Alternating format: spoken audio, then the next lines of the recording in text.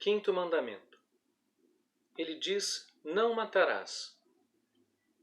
Tomando de uma maneira mais ampla, o quinto mandamento nos pede o respeito à vida, sempre. Aparentemente, qualquer ser humano com um mínimo conceito moral seria capaz de concordar com essa proposta, respeito à vida sempre. A gente vai ver que, na prática, infelizmente, isso não acontece sempre. Por exemplo, a gente vai tratar daqui a pouco de temas como o aborto, a eutanásia, que tem defensores apaixonados, pessoas que acreditam que fazem um grande bem defendendo aborto e eutanásia. Vamos tratar de alguns temas, vamos diretamente para situações práticas, porque esse vídeo já está um pouco longo. Então a gente vai tratar do quinto mandamento em situações práticas e algumas polêmicas. Comecemos pelo suicídio. O suicídio é tirar a própria vida. Não temos o direito de tirar nem mesmo a nossa própria vida. A análise desse tema, inclusive, vai mais além. Não temos o direito de fazer mal à nossa própria saúde. Então, práticas que podem provocar dano à nossa saúde ofendem o quinto mandamento. No caso específico do suicídio, que é uma situação bem extrema, devemos levar em conta que o estado psicológico e emocional de um suicida, geralmente, está bastante alterado.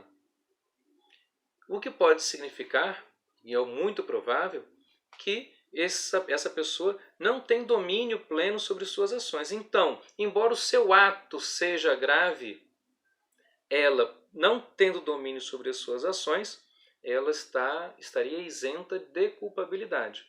Assim, a situação do suicida é alguém que cometeu um ato grave, mas que não tinha domínio sobre si, portanto não podemos levar em conta sua culpa. O que, numa análise a respeito do destino eterno de sua alma, se torna bastante favorável.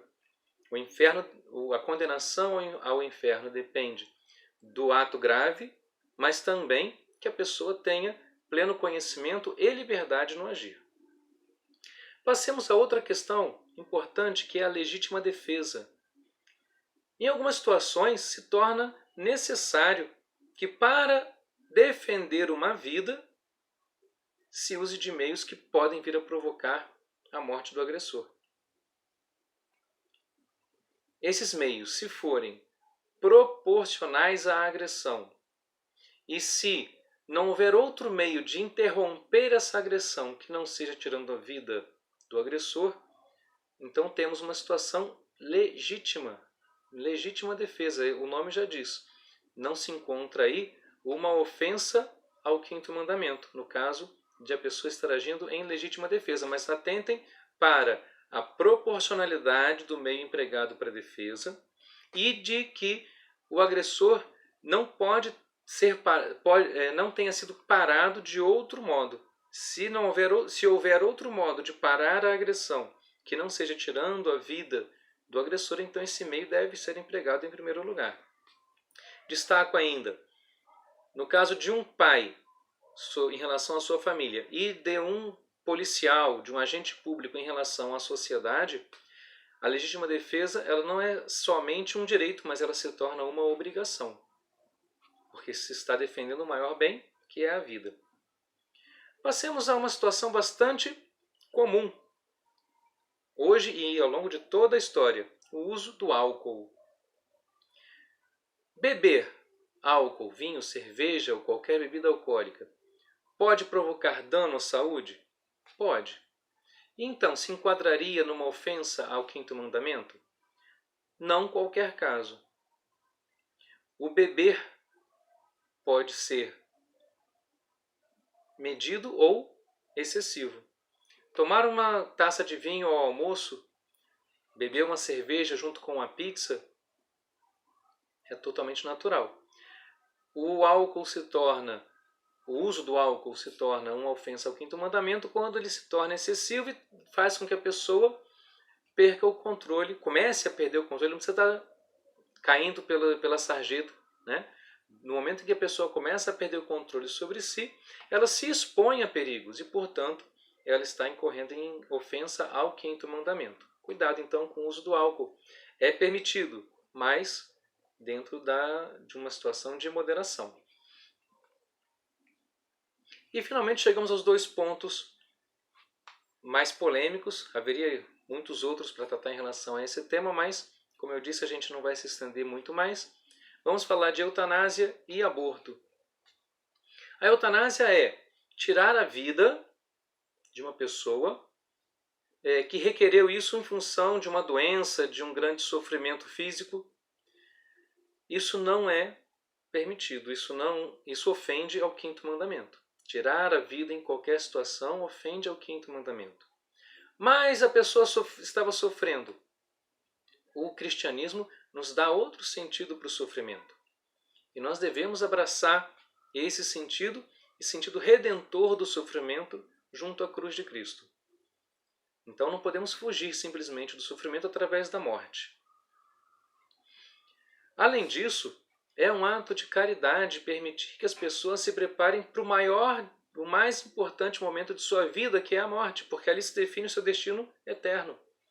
Então, tirar a vida de alguém, abreviar a vida de alguém, pode também abreviar a possibilidade, a capacidade dela se preparar para o seu encontro com o Criador.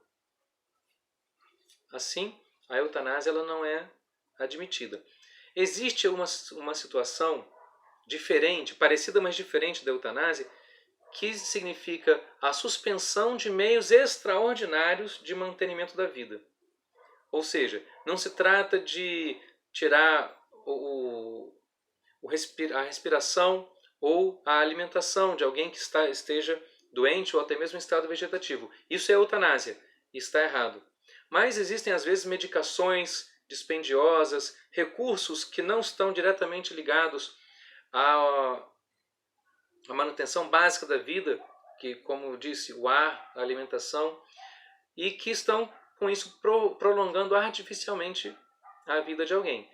A suspensão desse tipo de recurso é admitida, mas existem práticas de se retirar a alimentação de uma pessoa que se alimenta por sonda e assim ela é levada à morte de fome, né? E finalmente o aborto, que tão discutido hoje em dia. Entre nós cristãos, o aborto não precisa nem ser discutido. O aborto provoca uma morte, a morte de um bebê que está no ventre da sua mãe. Não pode ser admitido isso. Como já foi dito por algumas pessoas, incluindo a Madre Teresa, não deveríamos sequer estar discutindo o aborto. Não deveria passar pela mente de alguém a ideia de aborto. Existem vários e se. Nenhum deles podemos admitir. E se a mulher foi violentada? Essa mulher precisa e merece de toda atenção, carinho, suporte, auxílio. Mas abortar significa tirar a vida de alguém que não tem culpa disso. É uma morte. O embrião, o feto, o bebê que está no ventre da mãe está vivo. E o aborto provoca a sua morte. Alguns argumentam, mas ele depende da mãe para viver. Depende da mãe para ser alimentado. O meu filho de 11 meses também depende da mãe para ser alimentado. Ele já come papinha, mas ele não sabe fazer a papinha dele. Ele não vai buscar em lugar nenhum a comida dele.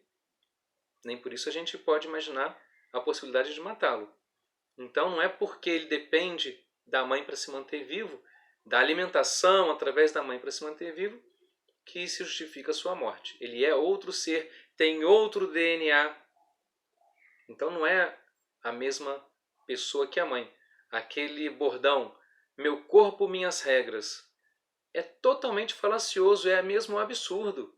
Porque a mulher, claro, ela tem o direito sobre o seu corpo, mas nós não estamos falando sobre o corpo da mulher nesse caso. Estamos falando sobre uma outra vida que está dentro dela. Não podemos contrariar a natureza. Assim nascem os seres humanos, dentro do ventre de uma mulher.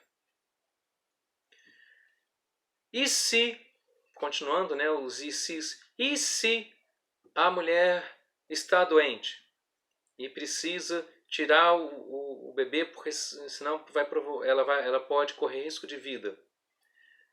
É necessário aquela mulher que está doente que recebeu o tratamento, mas o aborto não pode ser o tratamento. Ele pode até ser a causa do tratamento. Por exemplo, uma mulher tem câncer, ela não é obrigada, do ponto de vista cristão, a interromper o tratamento do câncer porque está grávida, embora ela esteja colocando o seu filho em risco. Mas tirar o bebê para depois fazer o tratamento, isso não é admissível. Se o tratamento provocar a morte do bebê, é algo que não foi desejado, mas que aconteceu. Enfim, em qualquer situação, o aborto não pode ser admitido. E se a criança for nascer com tal e tal defeito? E se ela for viver pouco tempo? Primeiro que nós não temos como saber quanto tempo será esse. Segundo, qual que é o tempo que justifica a vida de uma pessoa? Então, a resposta sempre vai ser: a vida tem que ser preservada e a vida do bebê na barriga de sua mãe é independente dela, no sentido de ser outra vida. Essa posição parece radical, mas não, ela defende as duas vidas, na verdade. Quando a igreja defende a vida do bebê, aparecem vozes dizendo que a igreja está contra a mulher. Absolutamente. A igreja, na verdade, ela defende as duas. São os abortistas que estão escolhendo uma das duas. A igreja defende as duas. Que se dê à mulher todo o suporte, todo o apoio, tudo que ela necessita para passar pela situação que seja, mas que também essa criança possa nascer. Com isso a gente pode encerrar esse primeiro dia de encontro.